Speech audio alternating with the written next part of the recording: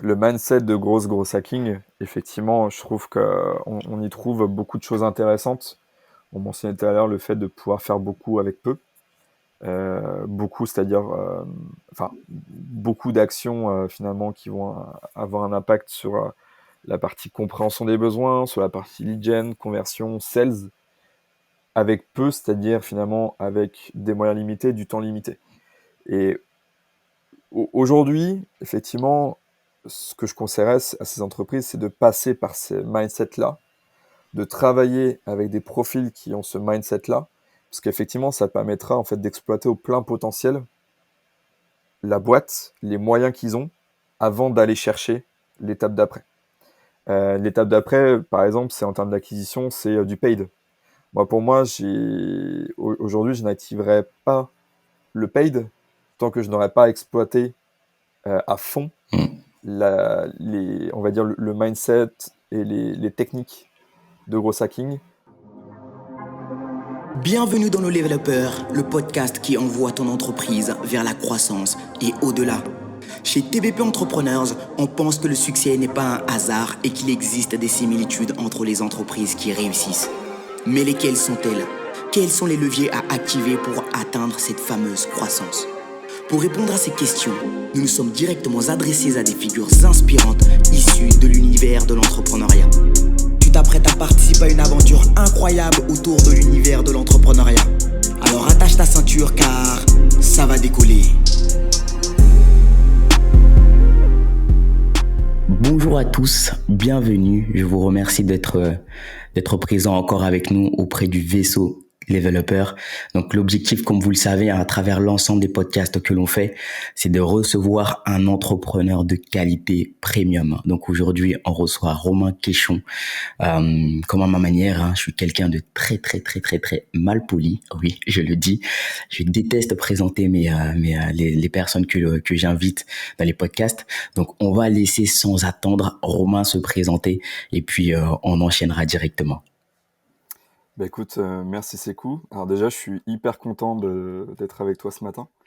Comme je te disais tout à l'heure en off, c'est mon premier podcast que j'enregistre officiellement. Donc vraiment enchanté. Pour me présenter rapidement, Romain Quéchon, j'ai 32 ans. J'ai un profil qui globalement se situe entre un sales, un profil marketing, développeur full stack et de plus en plus la partie IA.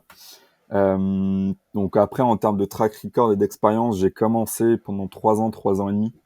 Je travaillais dans un accélérateur de start-up sur Paris et San Francisco. Globalement, mon rôle, c'était de mettre en place un programme pour accompagner des startups, des entrepreneurs plutôt en phase early stage avec une problématique de go-to-market. Donc les aider à structurer leur boîte, lancer leur boîte, avoir le bon produit, le bon market, la bonne stratégie sales, et en même temps donc de travailler sur la mise en place de pilotes de POC avec des grandes entreprises clientes. Alors, en l'occurrence, c'était chez BNP Paribas. Donc j'ai fait ça pendant 3 ans. Après, je suis passé de l'autre côté de la barrière. Donc là, j'ai rejoint plutôt une scale-up. Je suis arrivé en fait le mois d'une levée de fonds en série B de 13 millions d'euros. Et dans une boîte qui s'appelle Agorize. Et j'avais effectivement plutôt un poste de Head of Growth et travaillé notamment sur la mise en place de process d'acquisition sur une boîte internationale de 150 personnes. Donc avec toutes les problématiques de scale, d'acquisition et qui vont avec. Pour la petite anecdote, on est passé de 60 à 130 personnes à peu près en 6 mois. Voilà, donc avec toutes les problématiques effectivement qui vont avec, mais c'était une expérience assez folle. Ensuite, j'ai fait le Wagon, donc un bootcamp spécialisé en web dev, donc assez connu dans cette partie-là pour notamment avoir ses compétences en développement full stack, front et back. Ensuite, j'ai rejoint Wojo en tant que responsable Head of Growth. Donc Wojo, c'est un des leaders du coworking en France. Donc globalement, j'ai géré à peu près 60-70% de l'acquisition chez eux. Et depuis, finalement, ça s'effraie, depuis un mois. Je suis passé du coup en freelance solopreneur, où en fait j'ai du coup 2 casquettes. Je réponds à 2 problématiques. La première, c'est que je vais accompagner des entreprises, des entrepreneurs sur toute leur problématique d'acquisition en y intégrant de l'IA. Et deuxième chose, je vais effectivement accompagner les entreprises sur la formation des dirigeants, comprendre ce qu'on peut faire avec les IA génératives, définir des roadmaps de chantier IA à implémenter en interne, jusqu'à l'accompagnement opérationnel de l'implémentation de l'IA en interne. Donc ça, c'est vraiment voilà, deux offres que j'ai construites. Et la troisième, qui est un petit peu en parallèle, c'est qu'en fait, j'ai créé une sorte de média qui s'appelle The World of AI, dans lequel, en fait, je prends des problématiques business, je trouve des solutions qui peuvent être craquées par l'IA, par les IA génératives, quelles qu'elles soient. Je documente tout dans des tutoriels ultra opérationnels et je partage tout ça gratuitement. Donc du coup, en fait, ce triptyque me permet, du coup, voilà, donc j'ai créé The World of AI, c'est un peu ce triptyque-là. Et donc c'est assez récent, ça fait globalement 1 mois que je me suis lancé, on va dire 5-6 mois que j'ai lancé le média. Aujourd'hui, pour donner quelques KPI, c'est 7600 inscrits à la newsletter, plus de 3,5 millions d'impressions sur LinkedIn, et puis effectivement, voilà, beaucoup de choses qui se passent autour de ce projet. Voilà pour me présenter Écoute, rapidement. franchement, hyper top, hyper concis et très très représentatif de ta personne aussi. Pour ceux qui ne nous voient pas, merci déjà pour cette belle présentation. Comme tu le sais, Romain, nous on est friands de l'histoire, enfin des histoires d'entrepreneurs. Mhm. On pense que les entrepreneurs ont tous des passés qui sont hyper top et en tout cas qui les ramènent là où ils sont actuellement. Et on pense que ce sont ces histoires qui font d'eux les hommes ou les femmes qu'ils sont là actuellement. Avant même de rentrer dans le vif du sujet, de parler de tech, d'IA, toutes ces choses de productivité, parce que j'en ai des questions pour toi, ce que je te propose, c'est qu'on puisse passer déjà sur cette partie où j'aimerais que tu nous racontes un petit peu qui est Romain, d'où tu viens, comment est-ce que tu as décidé de te lancer dans l'entrepreneuriat. Bon, tu m'en as parlé un petit peu déjà là, mais j'aimerais avoir disons, les détails croustillants qu'il n'y a pas dans les autres podcasts. Voilà. Alors, bon, déjà pour la petite histoire, donc moi je suis né, j'ai grandi donc en Vendée. Pourquoi je dis ça? Parce qu'en fait en Vendée, si tu veux, on a un petit peu une culture qui est très travailliste. C'est pas du tout péjoratif quoi que ce soit, c'est vraiment la valeur du travail a énormément d'importance. Et j'ai eu la chance en plus de ça donc de pouvoir pas mal voyager dans le cadre de mes études et de la vie pro. Euh, donc j'ai notamment fait une année d'Erasmus en Irlande du Nord.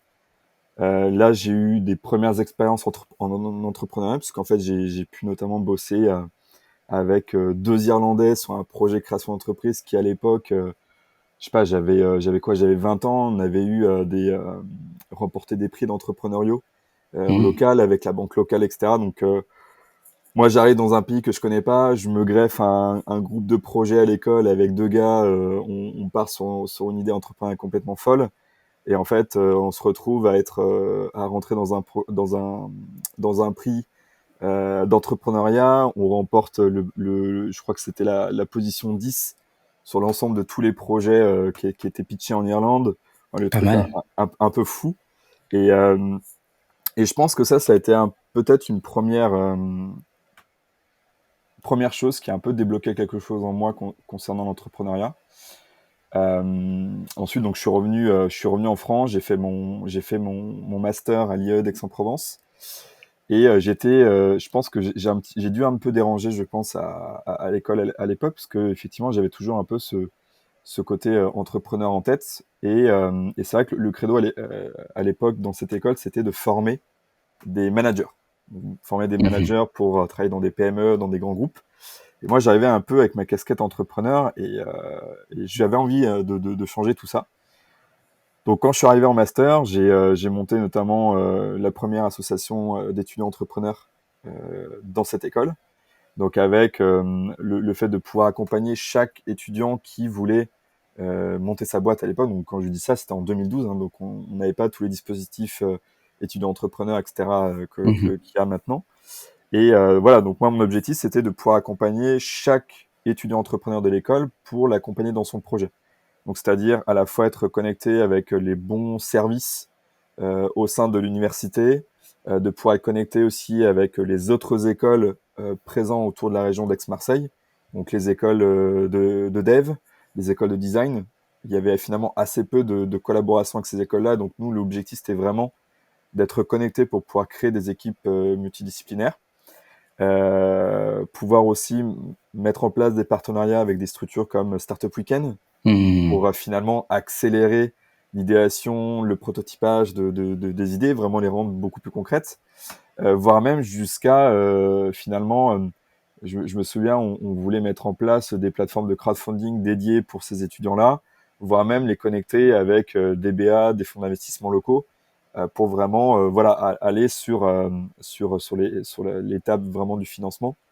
Donc j'ai monté ça à l'époque, et puis en plus j'avais aussi un projet de création de boîte que je menais en parallèle, et donc je me souviens, réussi à faire passer, normalement on devait faire un stage de 3 mois en entreprise, et j'avais réussi à magouiller quelque chose avec une pote qui était freelance pour qu'elle me fasse une convention de stage un peu fake pour que je puisse du coup bosser sur ma boîte.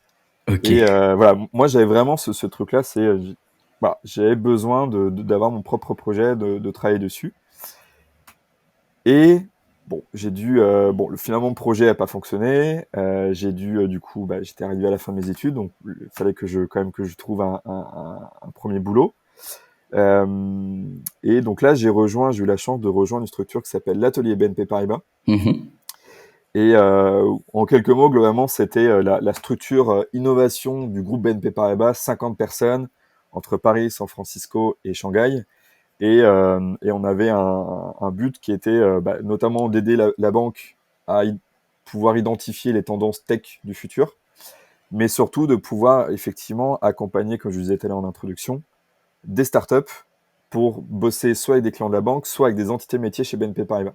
Et en fait, avec ce poste-là, j'avais trouvé un peu finalement un bon middle entre à la fois le fait d'avoir, entre guillemets, les moyens, le confort d'un grand groupe, parce qu'effectivement, on avait quand même une certaine force de frappe pour faire des choses assez stylées.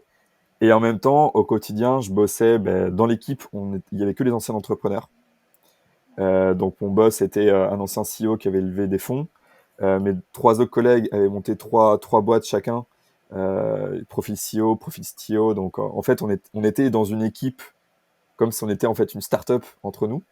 Et au quotidien, en plus, on accompagnait du coup des jeunes entrepreneurs. Donc en fait, c'était vraiment pour moi le monde idéal dans lequel je me suis vraiment éclaté pendant 3 ans et demi.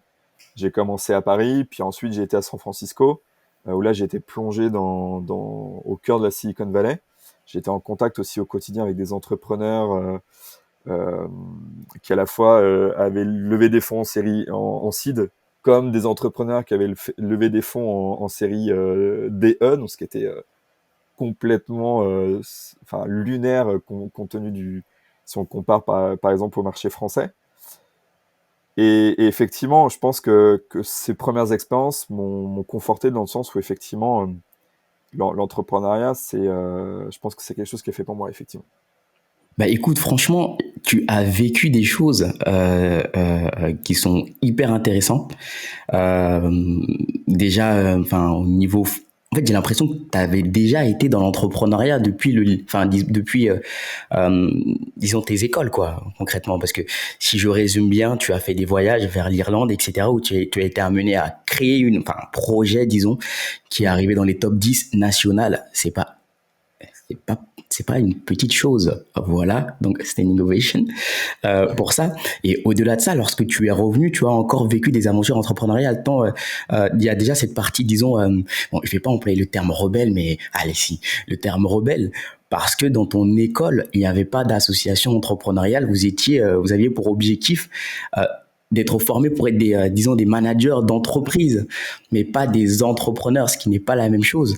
Et toi, t'es arrivé, voilà, je vais créer mon association. Et je trouve que ça, c'est bien parce que c'est une initiative déjà. Et je pense que les entrepreneurs de base, ce sont des personnes qui sont capables de prendre les initiatives, de les assumer et d'arriver jusqu'au bout de ce qu'ils font. Ensuite, t'es parti aussi à la BNP, etc. Donc, je me dis que t'as baigné dans l'entrepreneuriat depuis un petit moment déjà. Et ce que j'aimerais savoir, c'est qu'est-ce que tu en as retiré, qu'est-ce que tu en as tiré, de toute cette expérience-là, parce qu'on entend beaucoup personnellement, j'entends beaucoup de personnes qui se prétendent être entrepreneurs, voilà, la chose se vulgarise de dingue. J'ai une micro-entreprise, je suis entrepreneur, j'ai déposé un cabis, je suis entrepreneur. Pour toi, c'est quoi un entrepreneur? C'est une excellente question. On me l'a jamais posée, donc je l'ai absolument pas préparé, donc ça va être vraiment hyper spontané. Je pense que il y a une certaine part. Alors oui, il y a le discours un peu habituel de c'est être libre, c'est effectivement défendre un projet, etc. Je pense qu'effectivement, c'est aussi défendre une certaine opinion, un certain idéal qu'on a en tête.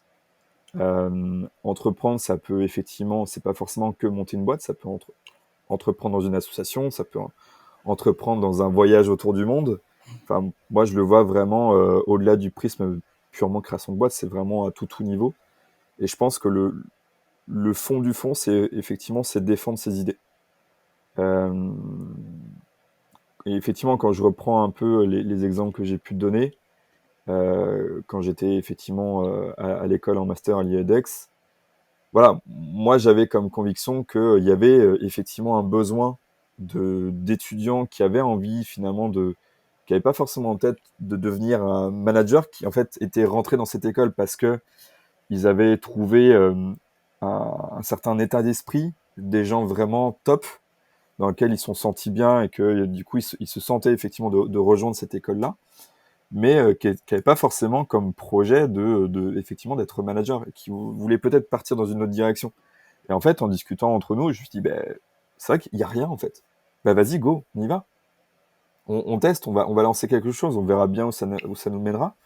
Et on était deux, trois personnes, je me souviens, il y avait notamment Pierre, mon ancien coloc, qui était aussi à fond dans l'entrepreneuriat, David aussi à l'époque, qui était à fond là-dedans. Et on était deux, trois, plus quelques autres personnes. On se dit, vas-y, on va tester, on va se lancer dans un startup week-end, etc. Et en fait, on a bousculé un peu les statu quo en interne, mais c'était bon de voir ça, c'était bon effectivement de voir les preuves en disant, mais ouais, qu'est-ce qui se passe, ça sort du cadre, on n'a pas l'habitude. Et en fait, ça a amené une certaine culture, ça a amené un angle différent. Et aujourd'hui, ils ont développé. Je sais pas s'ils ont vraiment développé une filière spécifique entrepreneur, mais je sais qu'ils ont développé des programmes d'accompagnement plus officiels en interne. Et je pense que c'est aussi grâce à nous. Et c'est pareil, effectivement.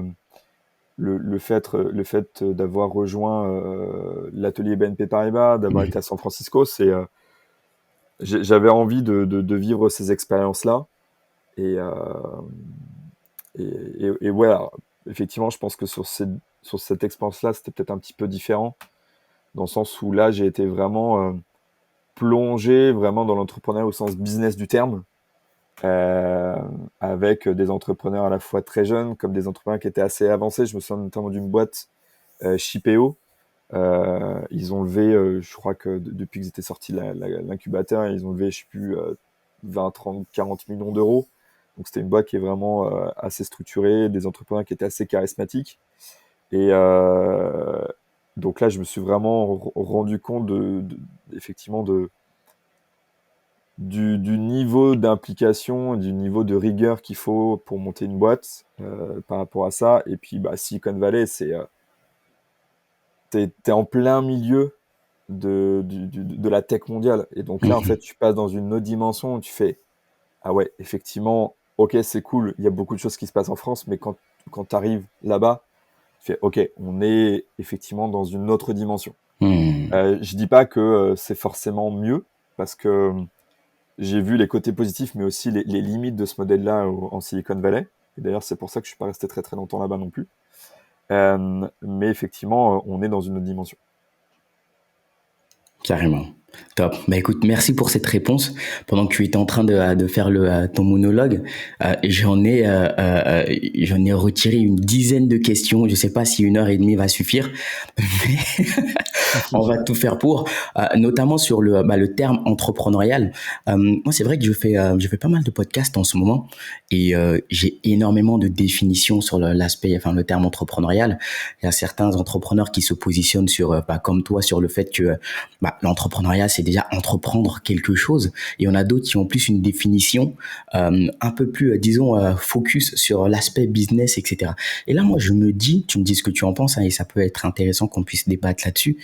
Est-ce qu'il ne serait pas bien de trouver disons, une alternative ou un mot qui ferait justement la part des choses entre des personnes qui entreprennent, mais surtout dans cet aspect social ou cet aspect, voilà, je décide d'acheter une maison, toutes ces choses-là, et l'entrepreneuriat, disons l'entrepreneuriat, c'est-à-dire comme ce qu'on est en train de vivre là, c'est-à-dire la définition financière. Parce qu'il y en a pas mal vraiment qui le font, et moi parfois par exemple quand je fais disons des masterclass ou bien des conférences, on me demande c'est quoi un entrepreneur pour toi, et je réfléchis à ça à chaque fois parce que je ne sais pas quelle définition donner, et je sais pas toi ce que tu en penses, qu'est-ce que tu en penses de ça? Je sais pas s'il y aurait besoin effectivement de donner une autre terminologie autre. Je pense que ça dépend en fait de l'histoire de chacun. Euh, Mhm. en fait, l'entrepreneuriat, effectivement, quand tu le résumes, c'est lancer des initiatives, c'est croire en ses idées, croire en ses projets. Et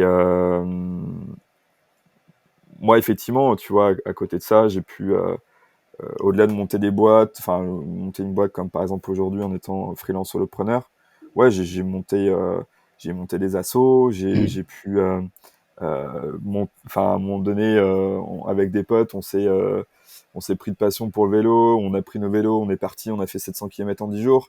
Enfin, Waouh. on est parti à côté de La Rochelle, on est allé jusqu'à Biarritz en 10 jours. Moi, je le considère comme une certaine forme d'entrepreneuriat parce qu'en fait, c'est dire, bah, j'ai envie de faire quelque chose, je me lance, je le fais et je vais vivre une super expérience, je vais en tirer des super souvenirs. Ou un de mes très bons potes, enfin deux de mes très bons potes qui sont partis faire un tour du monde à 20 ans et 24 ans. C'est une certaine forme aussi d'entrepreneuriat. Effectivement, chacun, encore une fois, chacun va avoir sa propre définition qui va correspondre à son histoire, à ce qu'il recherche dans la vie. Et moi, je trouve ça cool parce qu'en fait, la notion d'entrepreneuriat est tellement riche et presque, en fait, elle est différente selon chaque personne. Mhm. Donc, moi, j'ai envie de dire, ne donnons pas de termes précis, laissons-le faire comme chacun en écrit son histoire, quoi. Waouh. J'ai l'impression d'être dans un film. Et Et c'est sur pas les très sérieux, la petite punchline, ça, ce sera dans les quêtes. c'est Euh, ça. du coup, tout à l'heure, tu m'as parlé aussi de ton aventure à la Silicon Valley. Et je trouve que c'est hyper intéressant parce que, en fait, à 32 ans, pour moi, en tout cas, c'est assez jeune. Euh, Tu as eu plusieurs vies, quoi. Enfin, tu as entrepris ici, tu as entrepris aux Mm. États-Unis, t'as travaillé pour je ne sais combien de boîtes avec des postes à haute responsabilité. J'aimerais que Mhm. tu me dises un petit peu, c'est quoi bon, j'ai pas envie de parler de différence entre la mentalité state et Mhm. ici, mais surtout, qu'est-ce qui fait la particularité des entrepreneurs justement qui réussissent là-bas? Qu'est-ce qu'ils ont disons c'est quoi leur secret sauce? Qu'est-ce qu'ils ont de plus que nous, Je pense selon il y a, toi? ouais, il y a pas mal d'éléments différents. Bon, effectivement, il y a toujours cette notion de différence culturelle entre, bon, je veux dire, la France, l'Europe et les US. On en parle beaucoup de ça, mais effectivement, c'est assez présent là-bas. Déjà, de un, euh, tu vois, typiquement, pour donner une anecdote, donc quand j'étais sur place, l'idée, en fait, c'était de monter un programme d'accompagnement d'accélération permettant de faire travailler des entités métiers chez BNP Paribas, donc là-bas c'est Bank of the West, Oui. avec effectivement des entrepreneurs de la fintech, de la cybertech, euh, aux États-Unis, donc à la fois en Silicon Valley, au Texas et à New York. Et donc en fait, j'ai été, en fait, j'ai appelé j'ai démarché, j'ai appelé des entrepreneurs en direct partout aux États-Unis. Donc moi, le petit Frenchie qui parlait pas à l'époque, qui parlait pas très bien anglais, qui avait le bon accent français, je me suis retrouvé effectivement à avoir parfois au téléphone des CEO à la tête de boîtes de 300, 400, 500 personnes qui ont levé, comme je disais tout à l'heure, des séries C, D, E. Et les mecs, super Mhm. sympas, super accessibles, et toujours finalement, sans jugement et dans l'écoute d'une opportunité potentielle. Et effectivement, donc, tu pouvais avoir des gens qui n'étaient pas forcément intéressés et d'autres qui, effectivement, avaient étaient curieux, avaient envie de creuser. Donc déjà, je pense que pas de, effectivement pas de jugement, assez finalement assez bizarrement assez humble, tout en étant dans la manière de se présenter, étant des voilà, les Américains, on le dit, ils ont cette habitude de savoir bien s'exprimer, de savoir bien vendre et effectivement te montrer les étoiles quand ils te pitchent. Et en même temps, il y a cette notion effectivement d'être assez humble et d'assez ouvert sur toute sollicitation, sur les interactions qu'il va avoir avec chaque personne. Donc moi, c'est une première chose qui m'avait un peu frappé. Euh, et effectivement, des gens qui sont euh, très accessibles. Et puis, ouais, globalement, c'est vraiment les deux points qui m'ont le plus marqué. Mhm. Donc, ouais, c'est ça. Tu sentirais pas, par exemple, un peu plus de, disons, motivation, genre, I got a power, tu vois, genre, let's go, let's go, let's go, tous les jours, ou bien c'est un mythe. Ouais, oui, oui. Bah après, je pense que on peut l'avoir quand même globalement en France. Il y a Oui. quand même pas mal d'entrepreneurs qui défendent un peu ce truc de j'ai l'agna, qu'il faut se battre tous les jours. Et donc, ça, c'est pas forcément le truc qui m'a le plus, ouais, le plus marqué. Mhm. Après, effectivement, t'as aussi ce truc de l'American Dream. Donc, globalement, finalement, n'importe quelle personne provenant de n'importe quel pays qui peut apporter quelque chose dans l'écosystème a la possibilité, effectivement, de percer sur place. Maintenant, faut aussi se rendre compte que la concurrence, enfin, en tout cas, à l'époque, quand j'y étais, donc c'était en 2018, donc Mhm. la concurrence était extrêmement rude. Donc, il y a aussi cette contrepartie de l'American Dream qui fait que c'est pas forcément non plus très simple. Moi, j'ai pu rencontrer effectivement, pas forcément dans le monde de la tech, mais des gens par exemple, dans le monde du cinéma, etc., qui essayaient de percer. Euh, je me souviens d'une discussion que j'avais eue un week-end à Los Angeles. Je discutais avec des Américains et pour le coup, c'était le fait, effectivement, ils galéraient à percer dans le monde du cinéma à Los Angeles. Donc c'est pas non plus, ça se fait pas non plus en un claquement de doigts. Et puis, aussi, une chose qui est assez marquante et qu'on parle pas forcément beaucoup dans les médias, ou peut-être un petit peu plus depuis quelques temps, euh, c'est qu'effectivement, quand tu arrives à rentrer dans cet écosystème, bah, c'est bingo. Quand Mhm. tu ne l'es pas, c'est qu'effectivement, c'est compliqué et tu peux être un petit peu mis en marge de la société. Donc la société globalement américaine est assez extrême. C'est soit il y a des gens extrêmement riches, extrêmement célèbres, comme des gens extrêmement pauvres. Et moi, c'est aussi ce qui m'a frappé et marqué pour le coup, dans l'autre sens. Et qui fait que, ben, personnellement, ça me un peu dérangeait Mhm. d'être dans un écosystème qui prône un peu ce truc-là. Mhm. Donc, mais voilà, après, c'est plus par rapport à mes valeurs. Effectivement, je suis très dans cette notion de tech, d'apport d'innovation, d'apporter des choses nouvelles, mais je trouve pas au détriment des autres. Intéressant. Tout à l'heure, tu m'as parlé aussi, enfin, tu m'as raconté un petit peu toutes les expériences que tu as eues, et je trouve franchement c'est hyper top. Et généralement, enfin, selon les tendances de l'INSEE, etc., euh, la tranche d'âge qui est le plus mise en avant pour les entrepreneurs, c'est disons les 33 36 ans. Mhm. Concrètement. Et généralement, ce qui fait le pattern entre ces types de personnes-là, c'est que ce sont des personnes qui ont acquis pas mal de compétences et d'expériences et se sont lancées justement après grâce à ces expériences-là, et ça leur a permis de ne pas commettre d'erreurs.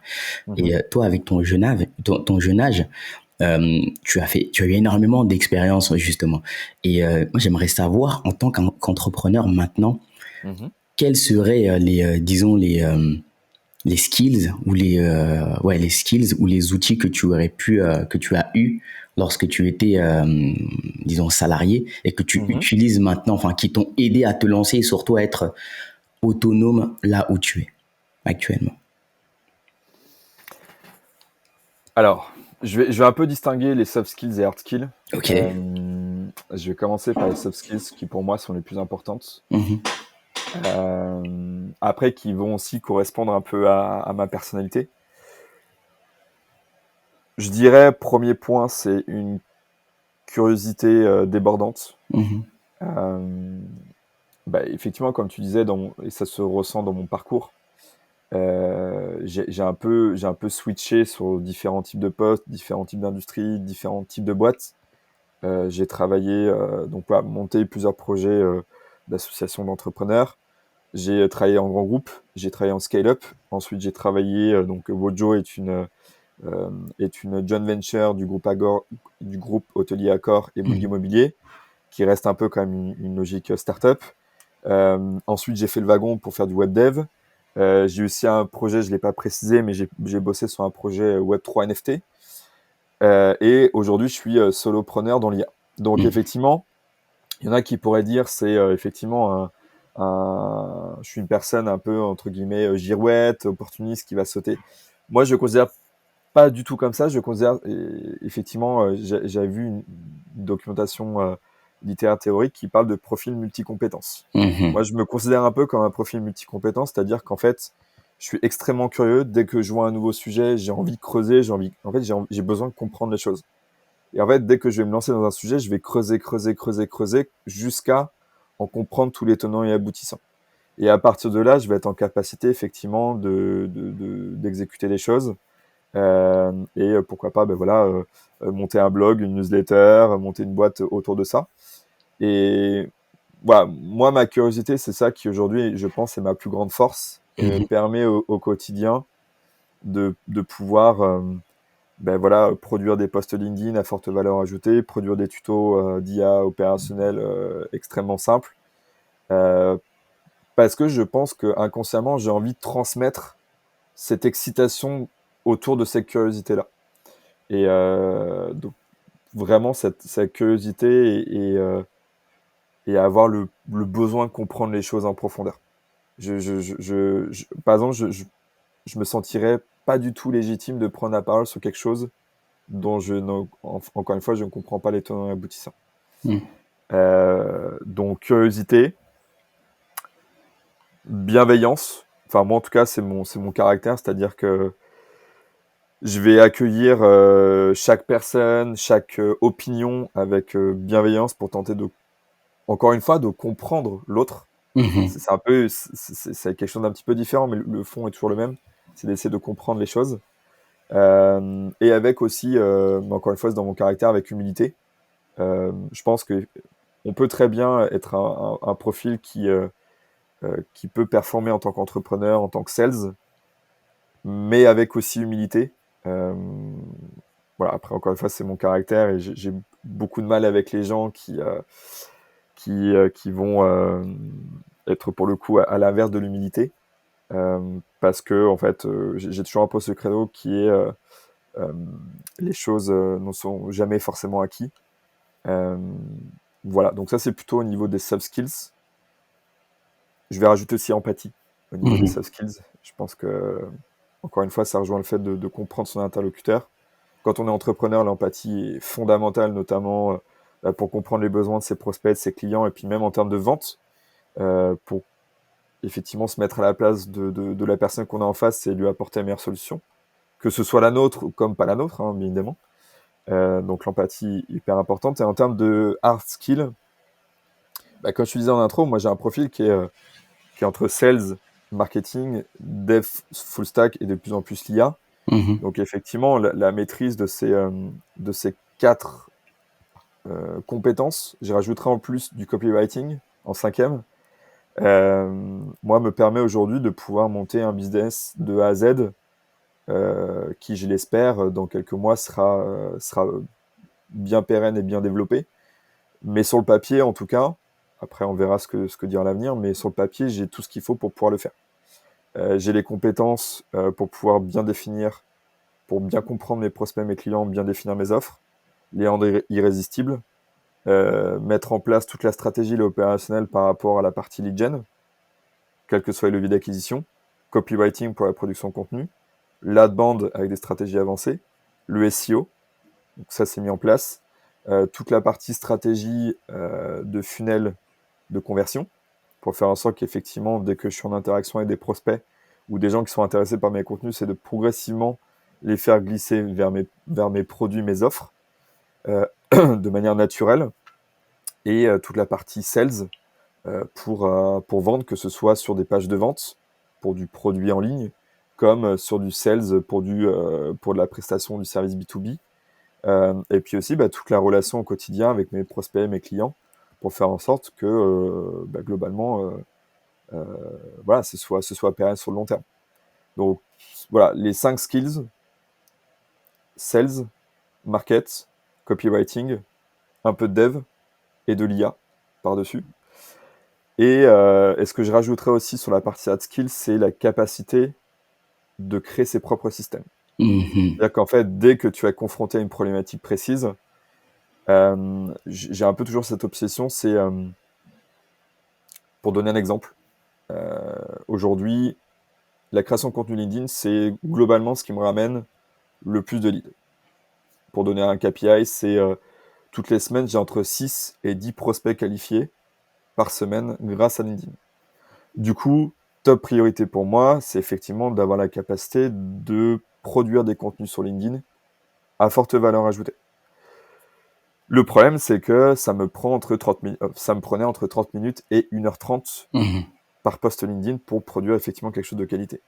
Et donc du coup, là, je me suis dit, ok, il faut que j'investisse un peu de temps pour créer mon propre système, me permettant de réduire ce temps de production, tout en gardant ce côté humain et cet apport de valeur qui est pour moi fondamental auprès de mon audience et des personnes qui vont me lire au quotidien. Et effectivement, tu vois, j'ai bossé ça m'a pris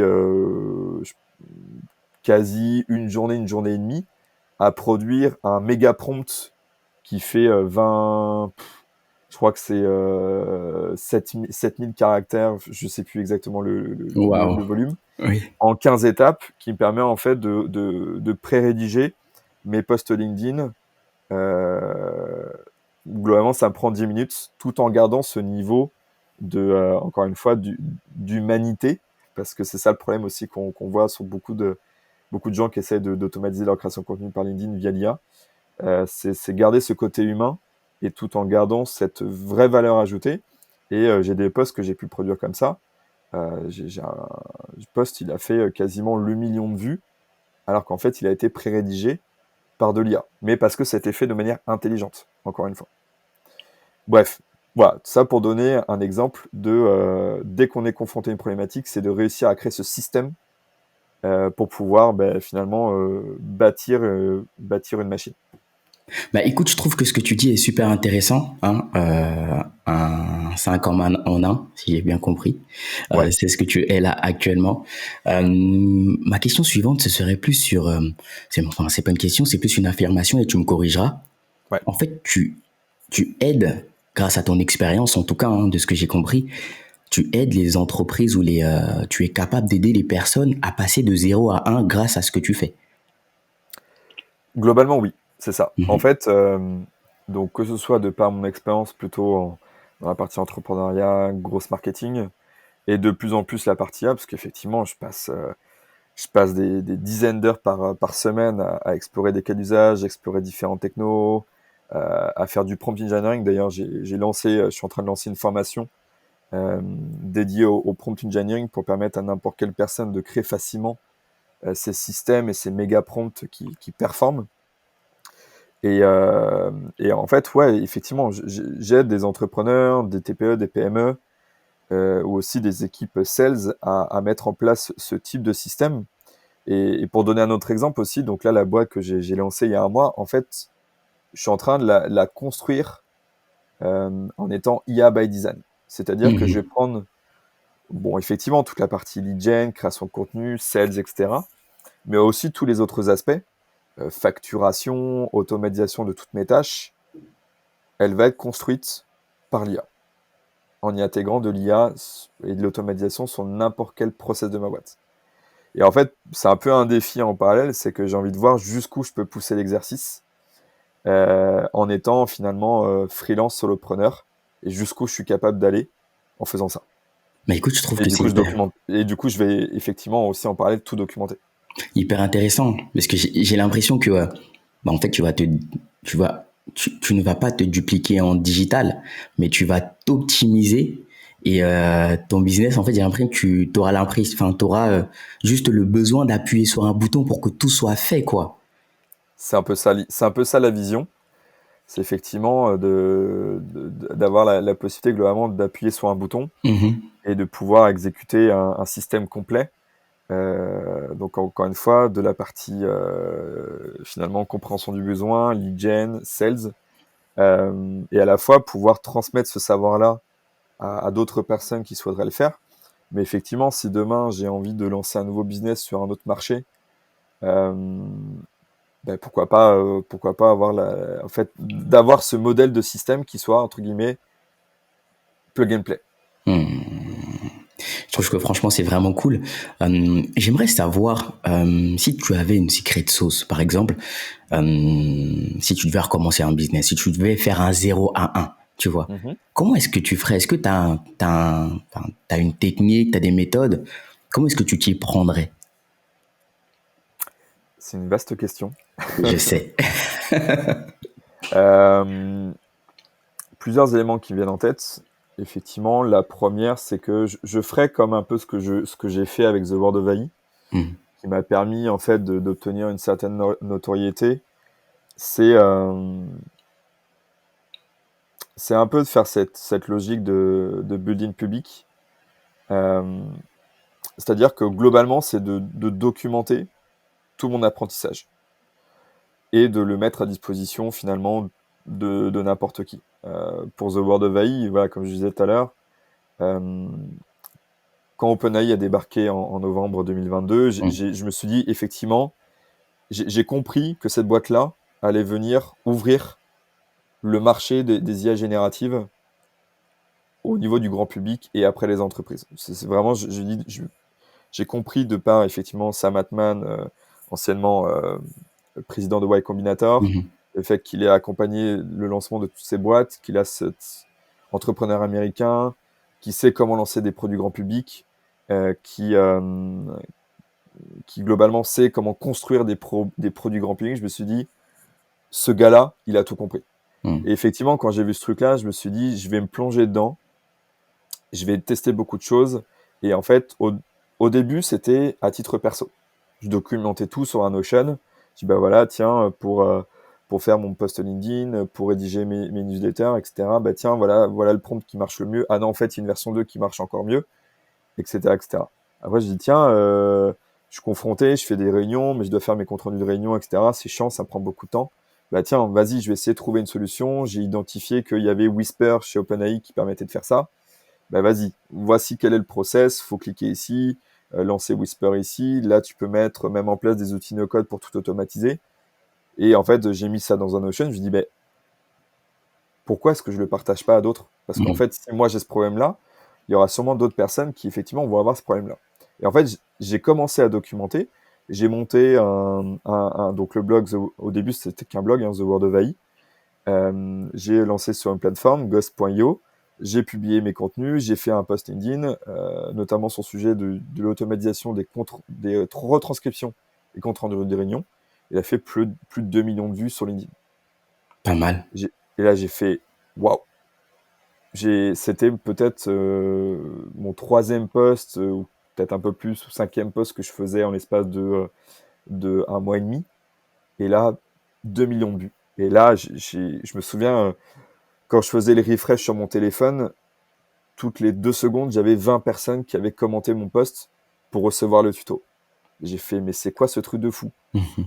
Et en fait, tout ça pour revenir au fait qu'effectivement, je pense que quand on se lance dans un nouveau business, à la fois pour gagner en expérience, pour se positionner comme expert et pour pouvoir finalement commencer à créer son audience autour de soi, le building public et le partage de ce qu'on est en train d'apprendre peut énormément apporter. à la fois effectivement pour constituer l'audience et derrière pour générer du lead. Donc ça, c'est un des premiers points que je dirais quand on veut lancer un nouveau business, c'est tout documenter. Hyper important. Deuxième chose, c'est le réseau. Effectivement, que ce soit du réseau sur la plateforme comme LinkedIn, sur les autres réseaux sociaux, mais aussi en physique. Hyper important à la fois pour effectivement être entouré des bonnes personnes, pouvoir aussi se soutenir mutuellement tous les jours. Petite anecdote, ma compagne aussi est en train de monter une boîte et effectivement, tous les jours, on parle beaucoup de ça et on se soutient mutuellement quand il y a des moments, des jours d'euphorie, des avoir moins bien. En fait, on se soutient aussi là-dessus. Et puis quand on est face à des problématiques, c'est avoir la possibilité de les interroger pour avoir les meilleurs conseils, ne pas réinventer la roue, gagner du temps. Donc ouais, je dirais ces deux premiers, puis troisième, dès qu'on est confronté à une problématique, encore une fois, c'est créer son système pour qu'effectivement, dès que c'est mis en place, hop, on passe à autre chose et on construit système par système pour se créer un vrai truc qui tourne. Super. Si je me permets de résumer ce que tu dis parce que c'est hyper intéressant. Donc, si demain je devais faire un 0 à 1, en tout cas si je devais lancer un nouveau business, la première des choses, ce serait plus se concentrer sur être un expert dans son domaine. C'est ça, et documenter à la majorité des éléments qu'on a, enfin la majorité des compétences qu'on posséderait. Ce serait ça. Alors, je dirais effectivement, c'est avant de rentrer dans cette phase d'expert, c'est documenter sa découverte en fait. C'est documenter sa découverte pour progressivement devenir expert. C'est vrai que on a pu voir beaucoup, on voit aussi aujourd'hui beaucoup de gens se positionner comme étant experts ChatGPT par exemple. Pourtant, étant moi-même dans le domaine, moi je me suis et aujourd'hui je me positionne assez rarement comme expert ChatGPT parce que je pense que c'est difficile compte tenu de la puissance de l'outil d'avoir encore une fois, ça va revenir un peu à ce que je disais tout à l'heure, le fait de rester humble. Ok, il y a cette notion marketing sales de dire je suis expert ChatGPT, mais dans les faits, je trouve que c'est assez compliqué aujourd'hui de se positionner comme étant expert ChatGPT compte tenu de tout ce qu'on peut faire avec et qu'effectivement, ça va dépendre des cas d'usage, ça va dépendre des besoins de la boîte, ça va dépendre d'un secteur d'activité.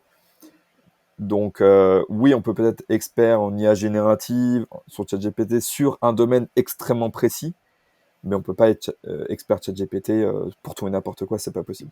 Ouais. Donc voilà, documenter sa découverte avant de devenir expert. Houston, es-tu là? Je répète, Houston, est-ce que tu me reçois?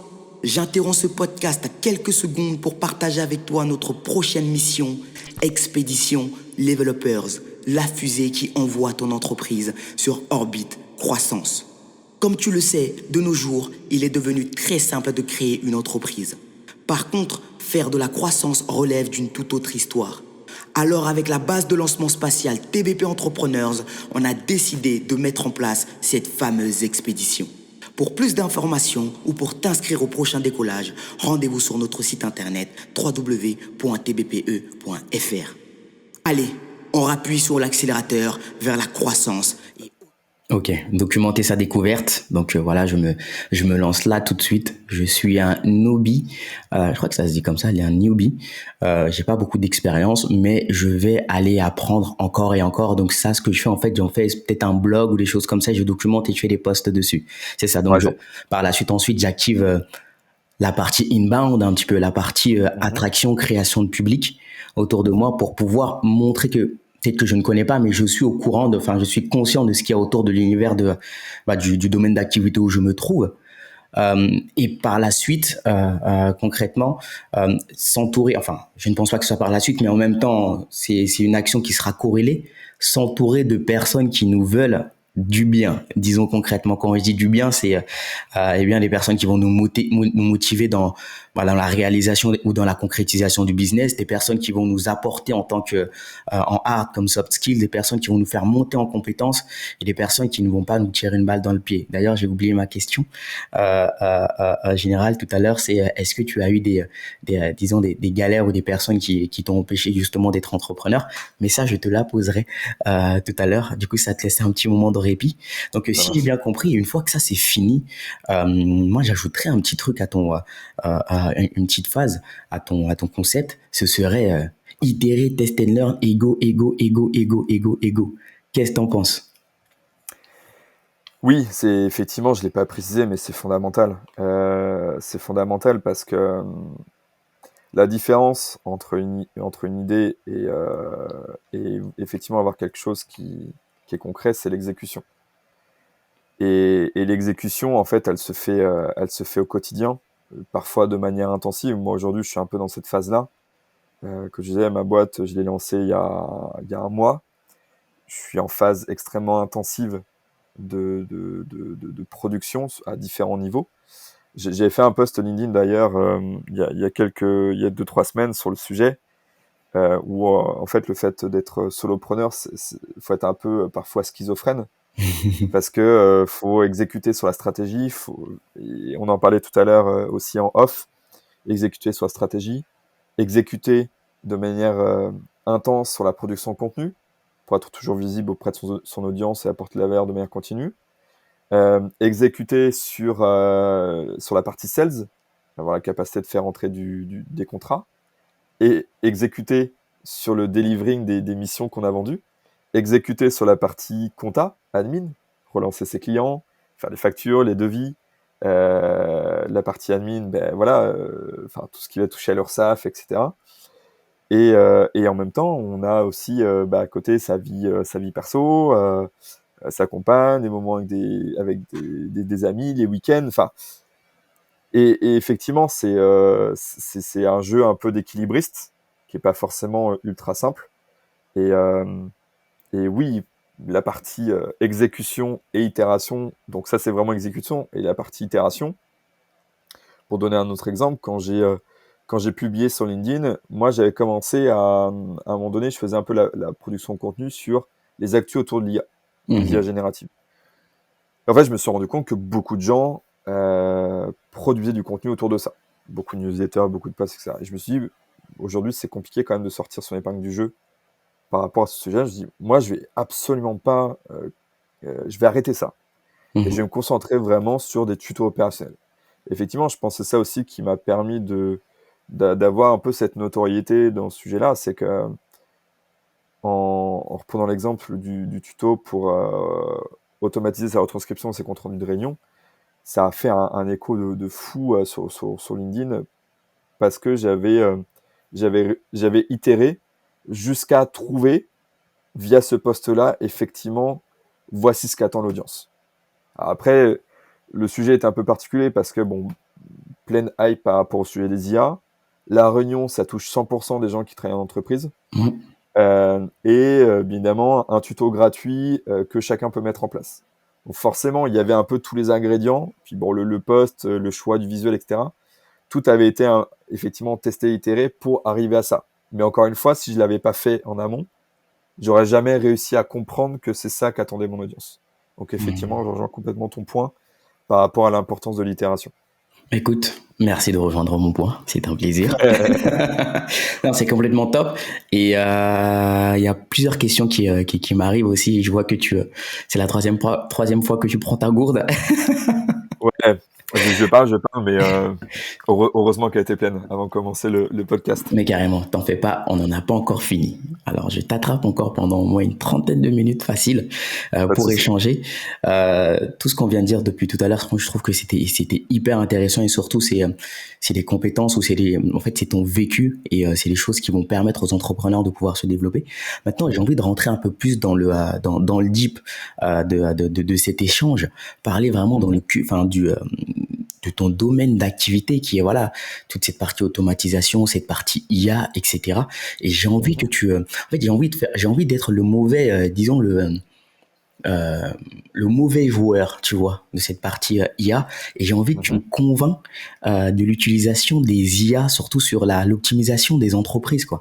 Mhm. Voilà, ça veut pas du tout dire que je suis pas pour les IA parce que j'en utilise énormément.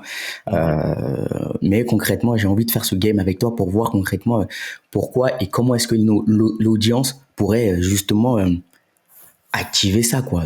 Utiliser les IA ou toutes ces choses que toi tu utilises, parce que je pense que de toute façon dans le siècle où on est, les années où nous sommes actuellement, ça ne va faire que s'amplifier et on doit faire avec. Et surtout si on ne fait pas avec, ben on va se retrouver d'ici en moins de 2 ans, on aura l'impression qu'on est dans les années 50 en 2023 si on n'active pas ces IA. Donc j'aimerais savoir pourquoi moi qui suis tête à claque, voilà, j'ai 50 ans, voilà, pourquoi est-ce que je devrais utiliser les IA ou utiliser tes méthodes dans mon entreprise. Bon, déjà, j'aime beaucoup l'exercice, donc je vais m'y prêter avec joie. Alors, effectivement, déjà pour préciser un peu mon positionnement et ce que je propose, c'est que effectivement, moi, je vais aider les équipes grosses marketing, et les équipes sales à implémenter effectivement l'IA dans leur système. Euh, Là où aujourd'hui, pour te donner des exemples assez concrets sur pourquoi est-ce que l'IA effectivement va être intéressante, déjà ce que je précise quand j'accompagne des boîtes, des équipes sales, c'est qu'effectivement, en tout cas aujourd'hui, euh, il ne faut pas forcément comment dire, automatiser toutes les tâches par l'IA. Mhm. Certaines tâches n'ont pas forcément aujourd'hui de sens, ou la, la technique n'est pas suffisamment, enfin les IA génératives ne sont pas suffisamment abouties pour permettre d'avoir des résultats qui sont satisfaisants. Alors, en général, ce que je donne, c'est que quand par exemple on fait des ateliers avec mes clients quand on fait des brainstorms sur des idées de chantier IA à mener pour les sujets sales et grosses, je leur fais prioriser sur quatre sujets. La première, c'est quel est l'impact business que peut avoir l'automatisation de cette tâche. Mhm. Globalement, alors donc ça c'est le premier point. Deuxième point, c'est est-ce qu'il y a une difficulté technique? Mhm. Si effectivement ça nécessite de développer un outil avec une sorte de chat GPT custom, avec des données qui sont comment dire, spécifiques à la boîte, etc., qui vont coûter 50 000, 100 000 balles à faire. Bon, ok, pour moi, c'est pas le sujet. Troisième, c'est le sujet de la confidentialité des données. Parce qu'aujourd'hui, on le sait, notamment sur l'utilisation de ChatGPT ou de OpenAI, on n'est pas tout à fait au clair de ce que OpenAI se permet de faire sur l'exploitation des données qu'on y transmet. Donc que ce soit sur les données confidentielles de l'entreprise ou sur les données personnelles. Et quatrième chose, ce qui est important, c'est aussi la fréquence de besoin. Donc globalement, si tu es sur un sujet qui a une importance business importante, qui est fréquent, qui est finalement assez simple techniquement, et qu'en plus on bypass des problématiques de confidentialité ou de données ou de problématiques RGPD, globalement, tu es déjà dans une bonne configuration pour travailler sur un use case sur les IA génératives. Donc ça déjà, c'est hyper important, euh, c'est de prioriser ces idées, ces chantiers par rapport à ça. La deuxième, c'est qu'effectivement, ça rejoint le point, c'est d'y aller de manière itérative. Euh, donc, pour te donner un exemple, quand par exemple je mets en place des campagnes de prospection, donc je vais récupérer de manière automatique, donc via des outils de scrapping, un Phantom Buster ou un Bardin, qui est un outil spécialisé d'IA pour faire du scrapping. Moi, par exemple, je vais aller récupérer des personnes via LinkedIn Sales Navigator. Je vais récupérer des personnes qui ont liké ou commenté des posts à la concurrence, donc vraiment des gens qui sont vraiment dans mon audience, qui m'intéressent. Et derrière, pour pouvoir pousser les bonnes campagnes de prospection, je vais venir, par exemple, classifier mon persona. Donc, qu'est-ce que je vais faire? C'est que je vais analyser les intitulés de posts Mhm. de mes personas, enfin, des personnes que j'aurais récupérées, et en fait, mon IA va venir classifier automatiquement le persona en fonction de son intitulé de post. Et ça, quand je suis sur des fichiers de 100, 200, 500, 1000, 2000 personnes, clairement, je vais pas le faire à la main. Et donc là, on est sur un cas d'usage où, effectivement, c'est un besoin business assez important, parce qu'en fait, ça va conditionner la performance de mes campagnes de prospection. C'est un besoin ultra fréquent, parce qu'effectivement, je lance régulièrement des campagnes de prospection, et je suis sur une volumétrie qui est ultra importante. J'ai pas forcément de soucis de confidentialité, parce que la donnée est disponible sur Internet. Et de 4, hyper simple à mettre en place, j'ai un code JavaScript qui tourne dans un Google Sheets, connecté à mon API d'OpenAI, et effectivement, c'est lui qui va exécuter tout seul les tâches. Et donc, globalement, j'ai ma formule dans mon Google Sheets. J'ai ramené la puissance d'OpenAI dans mon Google Sheets. Et en fait, j'ai mon prompt qui tourne et qui va venir classifier automatiquement tous mes personas sur la base de leur intitulé post. Je peux faire la même chose sur la localisation, si j'ai besoin aussi d'avoir un contenu adapté sur la localisation. Je peux même exclure mes concurrents, basés sur leur profil LinkedIn, leur prénom, le nom de leur boîte. Tout ça, j'ai tout gardé J'ai un fichier où je tiens à jour toute la liste de tous mes concurrents. Et ils vont être exclus automatiquement par l'IA. À partir d'un moment donné, il va les identifier. Donc ça, voilà, ça c'est un exemple ultra concret d'outsourcing complet par l'IA. Bah Est-ce que écoute, je t'ai convaincu? franchement, hyper intéressant. Juste 2 secondes, il y a ma caméra qui s'est stoppée, pas la tienne, donc du coup, il n'y a pas de souci. Mais Ouais, je vais me permettre juste de voir pourquoi est-ce qu'elle s'est stoppée. Bon, on a plusieurs moi phases, hein. Mais je te bats toujours là, en tout ouais. cas. Ouais, je te vois aussi. En fait, j'ai une deuxième caméra, Ah, t'es une tu vois, nouvelle caméra. Ok. que je mets derrière. Mais je sais pas pourquoi est-ce qu'elle clignote. Normalement, c'est bon, il n'y a pas de souci. Pourquoi est-ce qu'elle me fait des titit? 2 secondes. Normalement, c'est bon. J'ai pas de. Ouais, normalement, c'est bon. Hop, hop, hop. Ouais.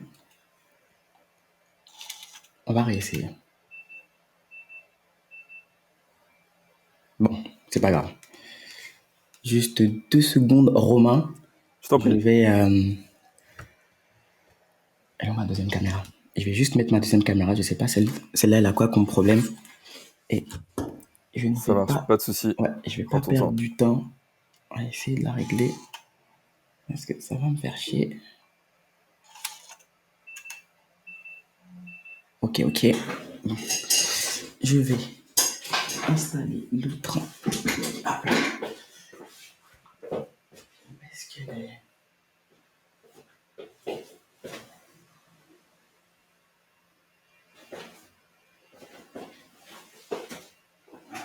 Ce serait peut-être pas un problème. de carte SD. Histoire. Peut-être que c'est ça.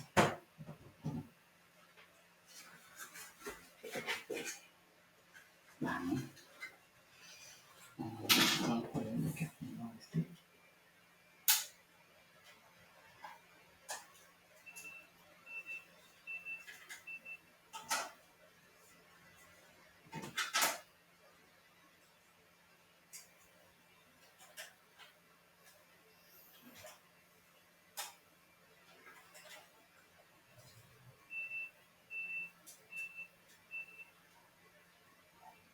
Bah alors, pourquoi elle veut pas s'allumer? Ok. Peut-être un petit problème de caméra.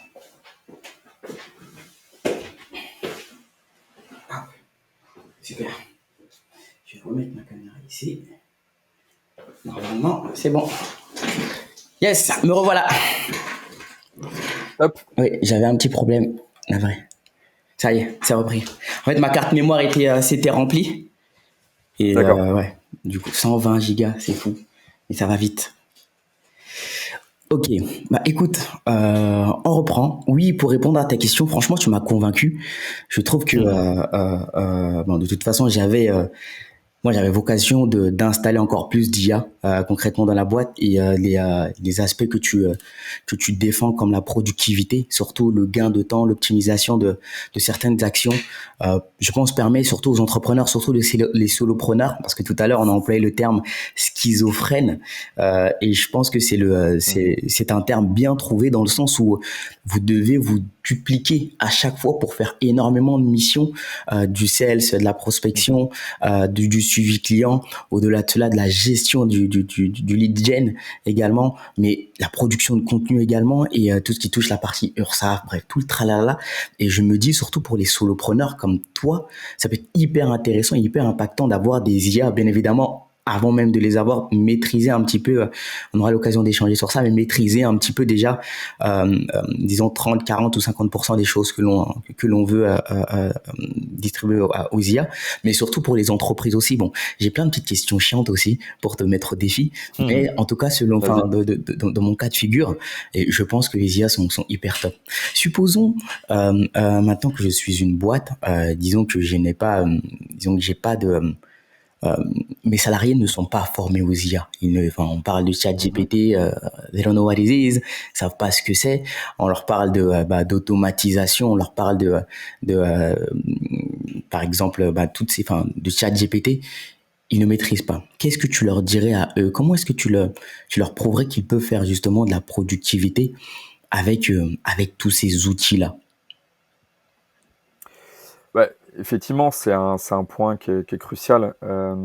Avec les différents clients avec qui je bosse ou j'ai bossé, moi j'ai eu des cas, par exemple, avec un client qui est spécialisé dans, globalement, agence de voyage, plutôt sur le secteur sportif. Oui, Et effectivement, moi, je suis intervenu auprès de l'équipe 16, donc à peu près une trentaine de personnes. Dans l'auditoire, on avait des personnes qui avaient déjà un petit peu bidouillé, fait des tests sur ChatGPT notamment, et d'autres qui, pour le coup, en avaient entendu parler, mais n'avaient jamais vraiment testé ou n'arrivaient pas à se rendre compte effectivement de l'importance que ça pouvait avoir dans leur quotidien.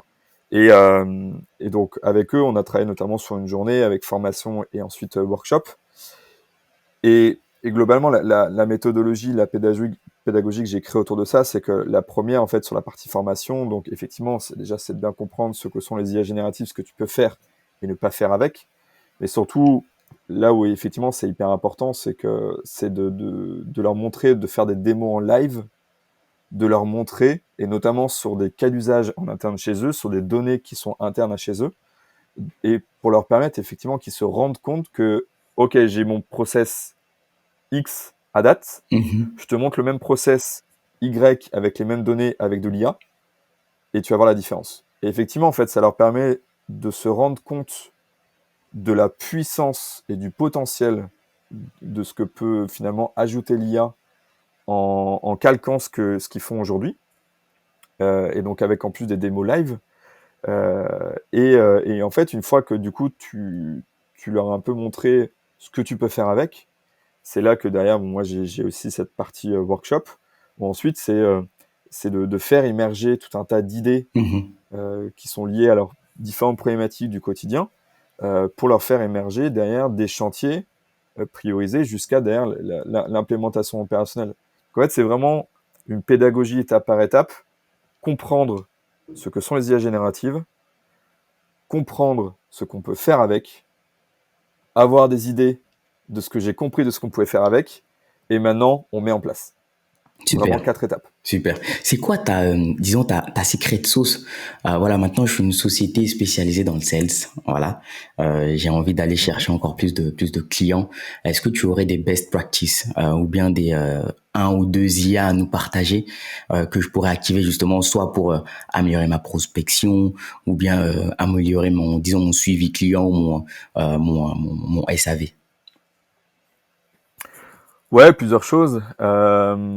Bon, déjà sur la partie, si on prend le use case plutôt prospection sales, Mhm. déjà en démarrant sur la partie scrapping, donc effectivement, donc tu as des outils comme Phantom Buster qui sont assez connus maintenant entre guillemets du grand public, market sales et grosses. Il y a un outil qui est un peu moins connu et pour le coup, moi j'utilise pas mal, qui s'appelle Bardeen, Mhm. Bardeen, et pour le coup, qui est assez fou parce que en fait, globalement, donc c'est un outil scrapping dopé à l'IA et qui en plus te permet, en fait, globalement qui permet d'être connecté derrière à toute une suite d'outils, à OpenAI, Google Sheet, Airtable, etc. Et moi, tu vois, typiquement, bon, on va dire un peu en off, mais j'arrive à scraper hyper facilement en 2 clics tout le site de Welcome to the Jungle grâce à ça. Waouh. Donc, à la fois sur des recherches ultra ciblées, comme la récupération de toutes les données de toutes les entreprises. Bon, j'espère qu'il y aura personne de Welcome to the Jungle qui entend ce que je dis là. Mais effectivement, bon, je donne l'exemple de Welcome to the Jungle, mais effectivement, c'est pour n'importe quel autre site. Et c'est finalement pas très complexe à tester. Donc, cet outil-là, moi, ce que j'utilise aussi pas mal, c'est que alors c'est un truc un peu plus complexe, mais globalement, j'ai aujourd'hui la capacité, euh, notamment pour la partie scrapping et prospection, j'ai la capacité en fait tous les jours de venir détecter par exemple, les nouveaux entrepreneurs. Mhm. Je vais détecter tous les nouveaux entrepreneurs. J'ai une suite d'outils, de process avec donc du Phantom Buster, des outils de scrapping. Je vais venir récupérer de la donnée tous les jours. Je vais venir nettoyer la donnée tous les jours. Et en fait, tous les jours, ça rentre dans des campagnes de prospection sans aucune manipulation de ma part, en automatique. Et C'est donc ça, ouf. pareil, je reviens à cette histoire de système. Moi, j'avais cette problématique de créer ce type de choses. J'ai bossé, j'ai mis en place ce système-là, et effectivement, aujourd'hui, ça tourne en automatique. C'est complètement ouf. J'ai l'impression qu'il faut avoir un Romain dans sa vie ou dans son entreprise, en tout cas. Peut-être. Bah, tout ce que tu veux, enfin, le sujet que nous abordons actuellement est super intéressant et super important dans le sens où ça ne va faire que on est obligé de faire avec les IA. Mieux vaut Mhm. les maîtriser. Concrètement, tout à l'heure, on parlait de prompt. J'ai envie de faire un peu de vocabulaire avec toi, surtout pour les entrepreneurs qui ne comprennent pas. C'est quoi un Ouais. prompt? Alors, un prompt, globalement, c'est une instruction Mhm. qu'on envoie. En général, c'est une instruction du format texte qu'on envoie à une IA générative, comme par exemple ChatGPT, pour derrière obtenir un résultat. Donc, globalement, ça pourrait être vraiment, je vais faire ultra basique. Je suis un expert en copywriting sur LinkedIn. J'aimerais rédiger un post LinkedIn sur le sujet, deux points, entre guillemets, c'est quoi les IA génératives? Peux-tu me faire un post en 200 caractères qui va reprendre les points clés en format bullet point? Est-ce que tu as compris? Ça, c'est un exemple d'instruction, de prompt, qu'on peut envoyer à ChatGPT pour avoir derrière un résultat qui va être une proposition de post LinkedIn. Donc là, dans la manière dont j'ai séquencé le prompt, volontairement, j'ai utilisé 4 paramètres différents. Le premier, j'ai donné un rôle, copywriter, LinkedIn. Deuxième, je veux rédiger un post LinkedIn. C'est un contexte. Troisième, je lui ai donné le brief, vraiment la tâche qu'il doit faire. Un post LinkedIn de 200 caractères sur le sujet de c'est quoi les IA génératives et je veux des bullet points. Quatrième, je confirme si effectivement l'IA générative a bien compris. Je peux même rajouter est-ce que tu as besoin d'informations complémentaires? Et ça va permettre effectivement d'avoir même un début de dialogue, par exemple dans ChatGPT, pour que, effectivement, s'il veut me faire un post qui soit encore plus précis, il va me demander de quelles informations complémentaires il a besoin. Donc en fait, tu crées une sorte de dialogue dans le chatbot. Ça, c'est un exemple de prompt pour un cas d'usage assez spécifique. Et bien évidemment, on peut faire des prompts beaucoup plus importants. Par exemple, je suis tombé sur une documentation sur un Reddit qui donne une liste d'à peu près 20-25 paramètres différents. Ça peut être, on peut préciser la tonalité, parce qu'on veut une tonalité plus pédagogique ou plus dissuasive quand on fait des pages de vente. On va préciser la cible. On peut venir aussi rajouter un call to action qu'on voudrait mettre dans notre post LinkedIn. On peut lui donner des exemples de posts LinkedIn qu'on aime bien, sur lesquels il peut s'inspirer en termes de structure. Et puis, bien évidemment, on peut aller sur des choses plus poussées. On peut lui donner un PDF pour qu'il analyse le PDF et en tirer pareil une analyse spécifique. On peut lui donner une page web pour qu'il vienne récupérer l'actualité et créer un post LinkedIn lié à cette actualité. Bon, bien évidemment, les cas d'usage sont infinis et dépendent de sa propre imagination. Ah, c'est un truc de dingue. J'ai l'impression que les IA sont, disons, des génies et que nous sommes des Aladins. Euh, parce qu'en fait, ils centralisent une quantité de données qui est monstrueuse. Et ils en font vraiment un mélange hyper, disons, condensé. Et en fait, nous, on est là pour j'ai l'impression, donner des ordres pour que eux puissent nous trouver les meilleures réponses possibles. J'ai l'impression que tu me diras, hein, mais c'est une sorte de Google 2.0. Je m'explique dans le sens où lorsqu'on fait des recherches sur Google, etc., bon, pour avoir fait des études et des études de marché, ça m'a saoulé.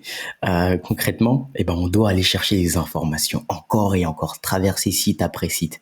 Et ce que je me rends compte avec ChatGPT, par exemple, c'est que en fait, je vais lui demander une information et lui, il va aller chercher dans sa base de données qui parfois, il me semble que dans la mise à jour, il est déjà connecté à Internet actuel, parce que je crois que l'ancienne version était assez limitée.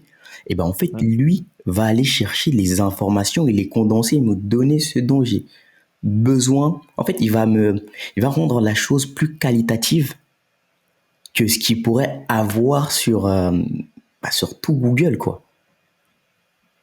Ouais, tout à fait. Effectivement, en fait, il y a...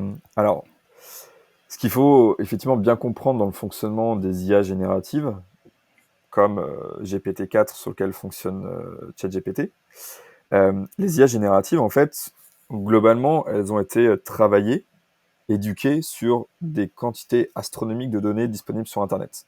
En l'occurrence, GPT-4, globalement, jusqu'à septembre 2021.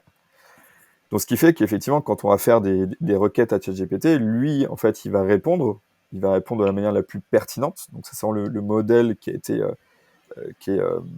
bien construit pour répondre de la manière la plus pertinente, mais aussi il va être capable de répondre de la manière bien pertinente, parce qu'il aura été alimenté avec toutes les données sur lesquelles il a été alimenté, travaillé sur Internet. Donc ça, c'est un premier point de départ. Maintenant, effectivement, dans certains cas, on peut se retrouver à avoir une certaine limite. Bon, déjà, c'est que les données sont théoriquement limitées jusqu'à septembre 2021. Alors, hier soir, ils ont remis en place une extension, notamment pour les utilisateurs de ChatGPT+, où il y a la possibilité donc de le connecter directement à Bing. Donc, depuis hier soir, on peut effectivement lui demander d'aller faire des recherches sur Internet pour qu'il puisse du coup faire des réponses qui vont être actualisées. Il faut savoir aussi que OpenAI a lancé un robot crawler qui est en train aujourd'hui de crawler Internet. Je pense notamment peut-être soit pour une version améliorée de GPT-4, soit pour la version GPT-5, pour être peut-être sur des données qui sont aussi plus fraîches. Donc ça, effectivement, c'est une autre possibilité. D'autres possibilités, c'est que, comme je disais tout à l'heure, on peut lui donner un PDF. On peut, par exemple, aussi le connecter à une page Notion. Quand, par exemple, tu as documenté des process, tu as documenté ta secret sauce, etc., tu peux très bien, en fait, connecter ChatGPT à ta page Notion en question. Et après, derrière, on va aller progressivement, je pense, sur des modèles qui vont être plus perfectionnés, avec ce qu'on appelle des LLM custom, qui vont permettre en fait aux entreprises de créer globalement un ChatGPT bis pour leur entreprise et qui vont être en fait plugués et entraînés sur leurs données d'entreprise de manière sécurisée et cloisonnée. Donc, c'est-à-dire que plutôt que de taper une question sur par exemple, quel est mon segment client qui me rapporte le plus de chiffre d'affaires, tu poses ces questions à ChatGPT, bien évidemment, il sera capable de te répondre. Si tu es dans un modèle de LLM custom pour ton entreprise, il va être capable de se connecter à ton CRM, à ton outil de BI, d'analyser la donnée, de l'agréger, te répondre mon segment client qui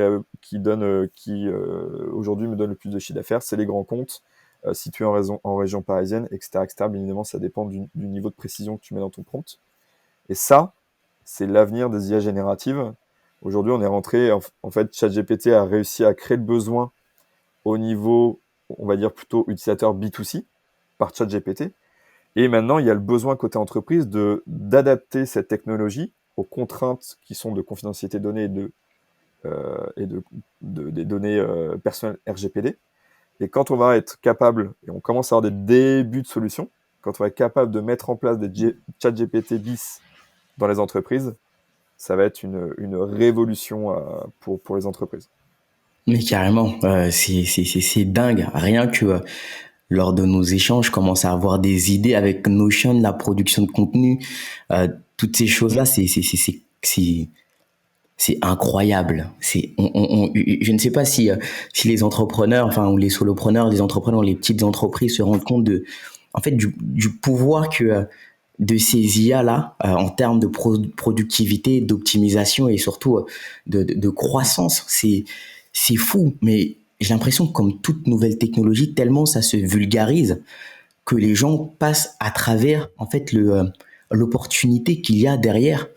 Je sais pas ce que tu en penses, mais moi, par exemple, parfois, il m'arrive d'échanger sur la puissance de ChatGPT lorsqu'il est bien utilisé. Et on me dit, laisse, tu vois. On me dit, laisse tomber. Et ça me frustre. Ouais, effectivement. Bah, après, ça dépend aussi du caractère de chacun. Il y a aussi je pense que il y a aussi cette notion, la peur du changement, la peur de l'inconnu, le fait que ça risque de bousculer des process, des entreprises, voire même des industries complètes. On parle, par exemple, du métier du copywriting, on parle du métier de création de contenu au sens large, de montage vidéo. Forcément, ça va venir bousculer pas mal, je pense, de métiers, et c'est aujourd'hui le cas. Après, il y a aussi cette notion, effectivement, moi j'ai beaucoup de gens qui me disent « Ouais, j'ai déjà testé ChatGPT, c'est pas dingue. » Mhm. Effectivement, entre le fait de faire un prompt d'une mauvaise qualité et de faire un prompt d'une bonne qualité, déjà, tu vas avoir une différence de résultat qui va être clairement nette.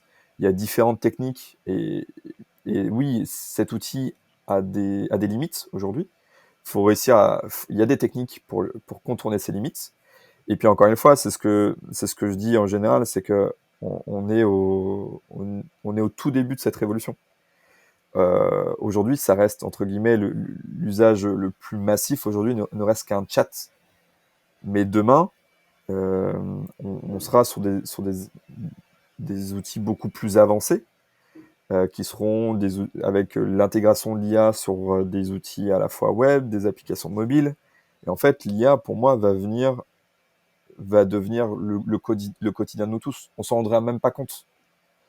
Et c'est pour ça que je pense que c'est important à minima de s'y intéresser, pas forcément de mettre les mains dedans. Et je peux comprendre que des fois c'est un peu technique ou on n'a pas forcément le temps, mais au moins de s'y intéresser, de suivre l'évolution dans son secteur, parce qu'en fait toutes les industries vont être impactées, que ce soit d'un point de vue productivité ou intégration de l'IA dans les produits et services. C'est sûr et certain. J'ai vu passer une stat sur les startups qui sont en phase de levée de fonds auprès de VC. 90% d'entre elles intègrent de l'IA dans leur roadmap produit. Voilà. Je pense que tout est dit à partir de ce chiffre-là. Tout est dit. Et puis ce que je trouve intéressant aussi, et tu l'as bien souligné, c'est que j'ai l'impression que c'est adaptable à la majorité des sociétés qui existent déjà. Parce que là, on échange énormément sur ChatGPT, mais il y a des mid-journées, il y a énormément d'IA. Il y a même des pages qui permettent de centraliser les listes d'IA en fonction de leurs actions, en fonction de leurs actions. Et je trouve que c'est hyper important, hyper intéressant de pouvoir se pencher dessus. J'ai vraiment envie en tout cas, si ça te tente, d'organiser un autre podcast ou un autre live où l'objectif justement ce serait de rester concentré vraiment sur l'utilisation de ces IA parce que moi, ça m'intrigue, ça me fascine. C'est pas que j'en ai peur, mais je pense que il y a des manières d'utiliser la chose. Hein. C'est comme les personnes qui disent le couteau c'est dangereux. Ben, si tu coupes ta viande pour manger, ça peut être dangereux, mais si tu plantes quelqu'un avec, ça peut l'être également. Donc je pense qu'il y a plus des manières d'utiliser les outils pour pouvoir les rendre efficaces et les rendre utiles concrètement. Donc j'aimerais, en tout cas, si tu as des dispos, peut-être pas maintenant, d'ici quelques mois, échanger vraiment, rentrer vraiment dans le deep du deep de l'IA. Voilà. Et mais pour continuer, parce qu'il nous reste pas mal de temps, j'ai promis à mes associés de tout faire pour rester sur du 1h30, 35 sur les lives. J'y arrive très très peu. J'ai envie d'échanger un petit peu sur tout ce qui touche la croissance vraiment dans ces 10-15 minutes qui nous restent. Comme on a déjà eu l'occasion de le faire chez TBP, on pense que eh bien la croissance en fait elle passe par au moins 4 éléments au minimum. Tu me diras si tu partages ce point de vue avec nous. Le premier point déjà c'est la partie communication. Pourquoi? Enfin c'est pas dans l'ordre, hein, mais la communication. Pourquoi? Parce que quand tu ne communiques pas, bah on ne sait pas où tu es. Quand tu ne fais pas de post sur Instagram ou sur LinkedIn, etc., c'est difficile de savoir où tu es. Ici, on ne sait pas où tu es, on ne peut pas aller venir chercher ton produit, mis à part si tu fais du bouche à oreille, et encore, c'est de la communication. Ça, c'est le premier point. Le deuxième point, c'est l'aspect marketing. Quand je parle de marketing, c'est tout ce qui touche l'aspect test and learn, analyse, positionnement, toutes ces choses-là. Donc, si tu ne fais pas de marketing dans ta société, c'est assez compliqué parce que tu n'as même pas la possibilité de te positionner sur un marché. Bon, j'essaie d'être assez concis, mais ça c'est le deuxième point.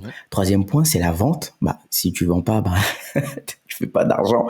Tu peux être entrepreneur, mais si tu ne vends pas, bah, tu risques vite de fermer les portes. Donc voilà. Et le quatrième point, qui te touche un petit peu plus, c'est toute cette partie growth. C'est comment est-ce que l'on peut réussir à optimiser des process, des actions pour pouvoir aller toujours plus vite, toujours plus efficacement. En bref, être plus efficient dans ses actions et aller chercher encore plus de chiffres. Et du coup, je pense qu'il existe encore d'autres leviers, hein, l'aspect humain, etc. Mais nous, on est concentré sur ça. Et j'aimerais t'entendre un petit peu sur ces 4 points. Qu'est-ce que tu en penses? Surtout dans la partie déjà, disons, communication.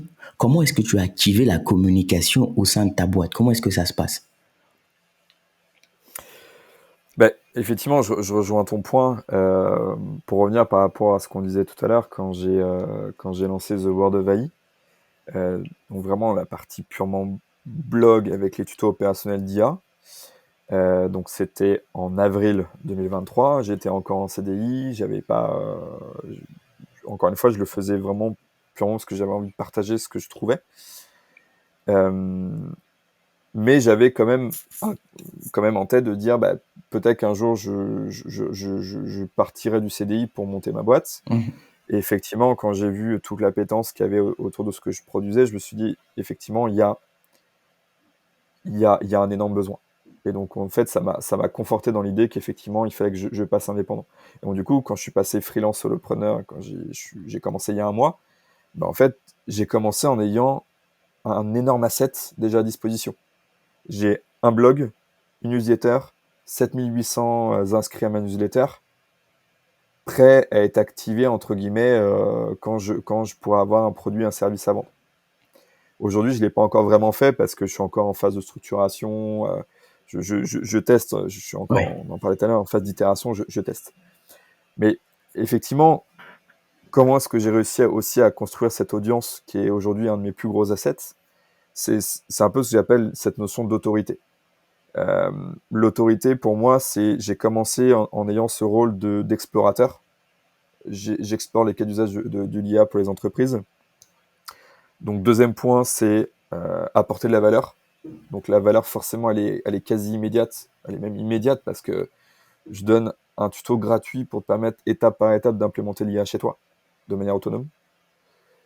Et troisième chose aussi, c'est le fait d'avoir de la constance. C'est-à-dire qu'effectivement, si tu publies une fois par mois, versus si tu publies 3-4 fois par semaine, tu vas avoir des résultats différents. Donc en fait, pour moi, l'autorité, ça se résume à un rôle d'explorateur qui va tendre vers de l'expertise, apporter de la valeur de manière continuelle, c'est-à-dire qu'à un moment donné où tu postes tu envoies ton post, tu dis, la personne qui va lire, est-ce qu'elle va apprendre quelque chose?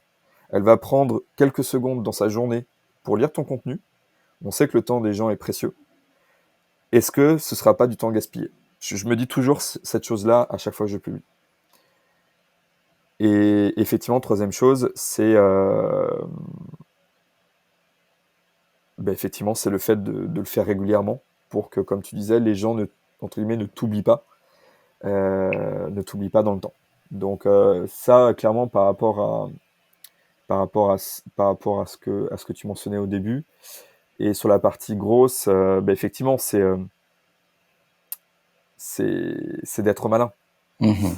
C'est d'être malin, c'est de réussir à contourner les systèmes. Ça me fait penser notamment à un fameux Kevin Dufresne, Ouais. dont c'est son slogan.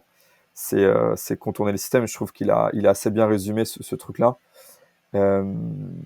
C'est avoir la capacité en fait d'identifier là où il y a des opportunités, là où effectivement il y a des brèches pour pouvoir se rentrer dedans et l'exploiter, sachant que voilà, peu de personnes aujourd'hui l'exploitent.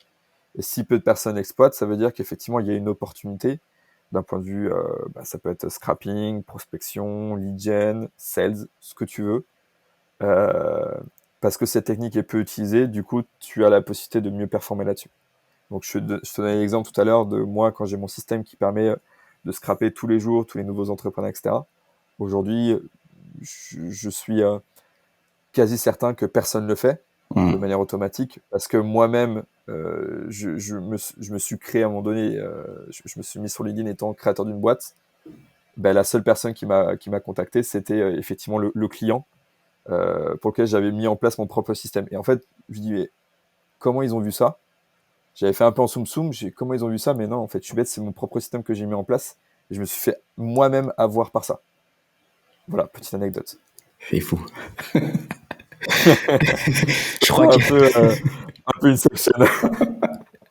tu t'es fait piéger par ton, par ton Mon propre concept système. par ton propre système. Bah, hyper intéressant. Donc, si je résume bien, c'est vraiment cette première partie qui touche la partie communication de ta boîte, c'est en fait, c'est de l'inbound, de la production de contenu et surtout l'utilisation de, si je peux me permettre vraiment de hacks qui vont te permettre, quand j'ai hack, c'est surtout c'est pas péjoratif, c'est surtout, disons, trouver des moyens, des systèmes qui vont te permettre d'aller chercher un max avec un minimum. Encore un petit big up à Kevin Dufresne qui le dit aussi.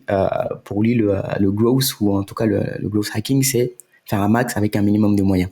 Donc, si je comprends bien, toi, tu as activé tous ces, disons, ces leviers déjà de traction de data. Et surtout, tu as couplé ça avec de la production de contenu de qualité qui te permettent là actuellement de pouvoir générer de la clientèle à travers ton réseau LinkedIn. Oui, clairement. Et puis en plus, pour compléter, c'est qu'on a aussi beaucoup tendance à séparer l'inbound de l'outbound. Et en Mhm. fait, moi, je trouve ce qui a encore plus de force, c'est quand tu combines les deux. C'est-à-dire qu'effectivement, quand tu vas faire de l'outbound sur une personne qui n'a jamais demandé, qui ne te connaît pas ta marque, n'a jamais demandé à te contacter, effectivement, si tu commences par, c'est un peu l'erreur courante sur les personnes qui font de la prospection, c'est tout de suite vouloir vendre quelque chose. Mais en fait, la personne ne te connaît pas. Et dans n'importe quelle relation humaine, la personne en face, elle a besoin de savoir qui tu es, qui tu es, et avoir confiance en toi avant d'acheter ce que tu proposes. Je veux dire, quand tu croises quelqu'un dans la rue, tu peux pas dire, hey, je vends ça, ça t'intéresse? Bah non, ça n'a pas de Mhm. sens. Tu es obligé de créer, et c'est normal, tu es obligé de créer une relation de confiance avec la personne que tu as en face. Donc effectivement, quand tu fais des campagnes de prospection et que tu dis, bah écoute, moi j'ai un blog qui est gratuit et qui te met à disposition 10 tutos d'IA ultra activables pour que tu puisses mettre en place l'IA chez toi dans les 2 heures, est-ce que ça t'intéresse? Globalement, la personne ne peut pas te dire non. Parce que tu lui apportes une valeur immédiate, tu réponds sûrement à un besoin parce qu'effectivement, avec mes techniques de ciblage, et donc la personne va rentrer en interaction avec ton contenu, elle va comprendre ce que tu fais, elle va comprendre qui tu es, elle va comprendre le niveau d'expertise que tu apportes, elle va voir le niveau de sérieux que tu mets dans tes contenus. Et effectivement, en fait, naturellement, une relation de confiance va se créer entre la personne qui consomme ton contenu et toi-même. Et là, effectivement, le jour, en plus tu continues à publier régulièrement avec des posts LinkedIn, des différents tutos, bah, naturellement, quand la personne, le besoin va émerger à un moment donné, à qui elle va penser à toi. Et en fait, c'est ça le, le but in fine de la création de contenu, de l'inbound, de l'outbound, ou ce qu'on veut d'un point de vue market, c'est que la personne pense à toi quand le besoin est là. Et qu'effectivement, tu vas être la personne la plus légitime quand ce besoin va émerger. C'est ça, en fait, le nerf de la guerre. Et le nerf de la guerre. Et parce que, encore une fois, elle aura confiance en toi. Ce que tu dis, je trouve que c'est vraiment hyper intéressant. Je pense que même je mettrais ça dans la case masterclass, dans le sens où, même hier, je lisais un post que j'ai commenté justement sur les prospecteurs, si je peux me permettre de les appeler comme ça, de maintenant qui envoient des messages, par exemple, soit sur LinkedIn ou soit qui appellent et qui proposent directement un produit et qui n'essayent pas justement de créer une relation avant. J'ai l'impression qu'on oublie l'humain. On oublie les interactions, les échanges, et on oublie que ce sont ces échanges qui font qu'à un moment donné, une personne peut être capable de te faire confiance et venir te proposer un deal ou peu importe quoi. Et c'est vrai que ça m'avait pas mal touché. J'ai fait un pavé dessus parce que pour être à tous les jours en fait à prospecter via LinkedIn pour une entreprise ou bien au téléphone, à un moment donné tu craques quoi. L'humain Oui. n'existe plus. C'est complètement dingue. Et moi ça m'énerve. Voilà, ça m'énerve vraiment. Ouais, je comprends. Enfin, moi, c'est pareil. Je suis très régulièrement prospecté par LinkedIn, un petit peu aussi par téléphone. Et ouais, effectivement, c'est énervant parce qu'en fait, je te connais pas, je connais pas ton produit, j'ai pas confiance en toi parce que je te connais pas. Donc, non, aujourd'hui, je vais pas acheter ton produit, en fait. Mm. Démontre-moi déjà que, effectivement, t'es peut-être là, déjà s'assurer que j'ai bien le problème dont tu m'exposes. Alors, parce que là, t'as aussi beaucoup de gens qui te prospectent alors que t'es pas du tout dans la cible, t'as pas du tout ces problèmes. Moi, le nombre de personnes qui me contactent en disant oui, j'aimerais comprendre dans votre équipe sales comment ça se passe. Je dis ouais, bro, je suis freelance solopreneur, je suis tout seul, donc j'ai pas d'équipe sales. Donc déjà, et effectivement, si t'avais fait un minimum le travail sur LinkedIn, t'aurais vu que je suis solopreneur. Donc déjà, premier point. Et puis effectivement, deuxième point, c'est que, ok, peut-être que ta solution répond à mon problème, mais démontre-moi qu'effectivement, tu es la meilleure personne pour répondre à mon problème. Et là, ok, pourquoi pas. J'aime beaucoup. Et surtout, tout à l'heure, tu as dit que c'était intéressant d'allier inbound et outbound. Il me semble avoir entendu déjà à plusieurs reprises, mais peut-être que moi je me fais des films, le terme allbound, qui consiste Oui, justement à allier les deux, c'est-à-dire en fait mettre des triggers un petit peu partout en fait sur le chemin des prospects que l'on aurait. Par exemple, envoyer par exemple des posts LinkedIn, suivre la personne sur LinkedIn, montrer qu'on est capable de pouvoir lui proposer de la valeur, l'appeler de temps en temps, pas pour lui proposer le produit, mais lui montrer qu'on est capable de le servir s'il a besoin de nous, lui envoyer des emailing, etc. En fait, devenir, ça va être un petit peu romantique ce que je vais dire là, devenir l'essentiel de la personne pour le service que l'on propose. je trouve, ouais, ça c'est bien résumé. Merci. Non, c'est assez bien résumé. Tu vois, je rebondis sur ce que. Enfin, désolé, je te coupe, mais je rebondis sur ce que tu es en train de dire.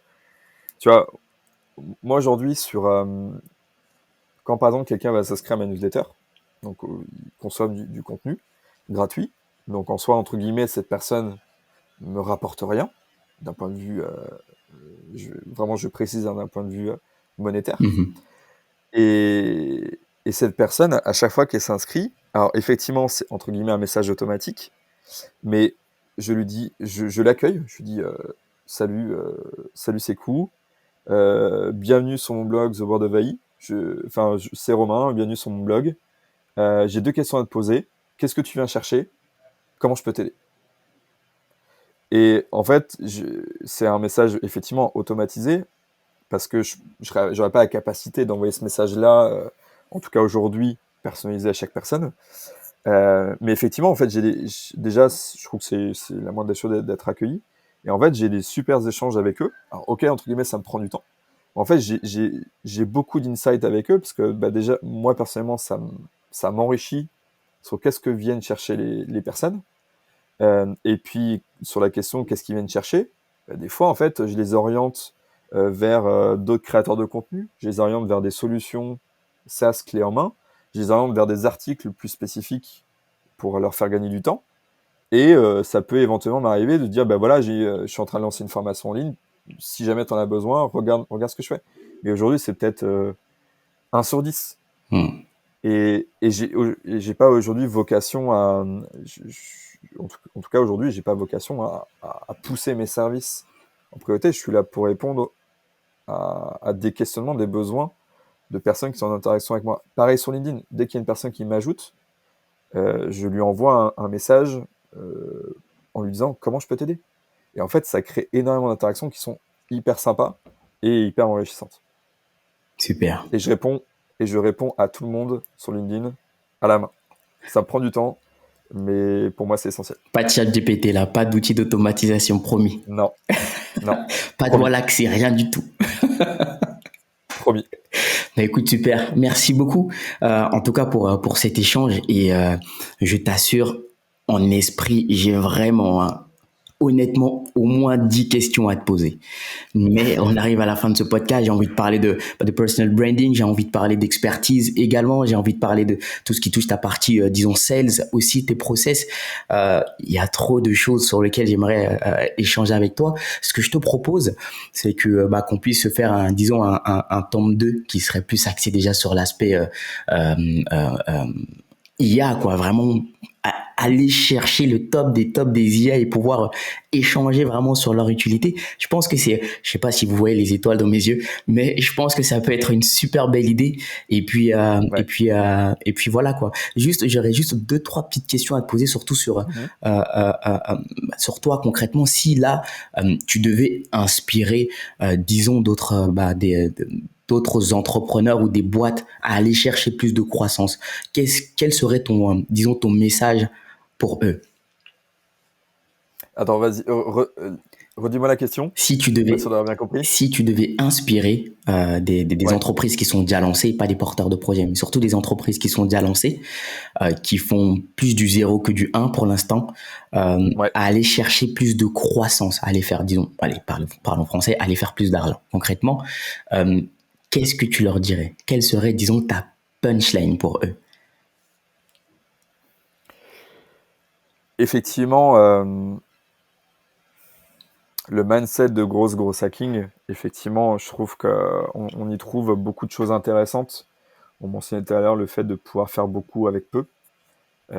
Beaucoup, c'est-à-dire enfin, beaucoup d'actions finalement qui vont avoir un impact sur la partie compréhension des besoins, sur la partie lead gen, conversion, sales, avec peu, c'est-à-dire finalement avec des moyens limités, du temps limité. Et aujourd'hui, effectivement, ce que je conseillerais à ces entreprises, c'est de passer par ces mindsets-là, de travailler avec des profils qui ont ce mindset-là, parce qu'effectivement, ça permettra en fait d'exploiter au plein potentiel la boîte, les moyens qu'ils ont, avant d'aller chercher l'étape d'après. L'étape d'après, par exemple, c'est en termes d'acquisition, c'est du paid. Moi, pour moi, aujourd'hui, je n'activerai pas le paid tant que je n'aurai pas exploité à fond on va dire le mindset et les techniques de gros hacking, de production de contenu, d'inbound, d'outbound. Tant que je les aurai pas exploités à fond, personnellement, je n'activerai pas la partie paid. La partie paid, c'est vraiment pour accélérer avec une proposition de valeur qui aurait été bien léchée, bien travaillée, des segments clients extrêmement bien connus pour faire des ciblages ultra qualitatifs et avoir un ROI qui va être pour le coup bien maîtrisé et dans cette phase de scale. Pour moi, mindset gros hacking avant d'aller plus loin. La piraterie avant tout, dans le bon sens du terme, bien sûr. Ouais, piraterie avant tout, ouais. Effectivement, il y a beaucoup de choses en fait qu'on ne. Je pense que quand on n'est pas le nez dedans, il y a beaucoup de choses qu'on sous-estime et on n'a même pas idée de techniques qu'on peut mettre en place plus ou moins facilement, qui coûtent quasiment rien et qui sont redoutables. Donc, surtout ne pas hésiter, je pense, effectivement, soit se plonger dans ces sujets, soit faire appel à des profils qui sont là-dedans. Et puis, bien évidemment, aussi la partie A qui va être la cerise sur le gâteau. Super. Bah écoute, je te remercie beaucoup. Dis-moi, qu'est-ce qu'on peut te souhaiter? Euh, d'être épanoui au quotidien. Ouais. Je pense qu'effectivement, c'est au-delà de cette question d'entrepreneuriat, de monter une boîte, etc., c'est de le faire par plaisir. Donc, toujours je pense, se lever le matin en ayant le sourire et être fier de ce qu'on fait, Carrément. quel que soit le projet finalement. C'est beau. C'est très beau. Voilà. Généralement, c'est plus de CA. Mais voilà, toi, t'es plus... Ouais, mais ça fait, pour moi, ça fait partie intégrante. Mais évidemment, Ouais. le fait de développer du CA, pour moi, c'est une brique à l'intérieur. Effectivement, développer du CA va permettre d'investir, de gagner en sérénité, de pouvoir développer la boîte. Mais me lever le matin pour faire du CA, c'est pas ça qui m'intéresse. C'est vraiment m'épanouir dans ce que je fais, générer du CA parce que j'apporte de la valeur, parce que je m'éclate dans ce que je fais. Pour moi, ce sera faire du CA, pour moi, c'est du sprint. Être épanoui au quotidien, c'est un marathon. I like it. Super. Voilà.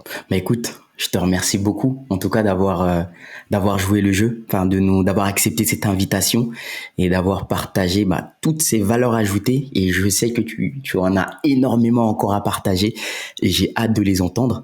En tout cas, aujourd'hui, c'était super top et écoute, c'était génial. Je te remercie encore une fois d'avoir accepté d'avoir joué le jeu et d'être venu dans le level upper. Écoute, avec grand plaisir et encore merci pour l'invite. Je t'en prie. Que je disais, ce premier podcast, donc je pense que je m'en souviendrai pendant un bon petit moment. Encore merci, c'est cool. Je t'en prie. Allez, on se dit à très vite. Ouais, à bientôt. Ciao, ciao. Ciao, ciao. Salut. C'est malheureusement la fin de cette sortie spatiale. Nous espérons t'avoir apporté de la valeur. En tout cas, c'est notre plus grand souhait. N'hésite pas à t'abonner et à activer la cloche pour ne pas manquer nos prochains épisodes. Si l'échange t'a plu, n'hésite pas à nous noter et à laisser un commentaire. Cela nous aidera beaucoup à développer le podcast. Que la croissance soit avec toi.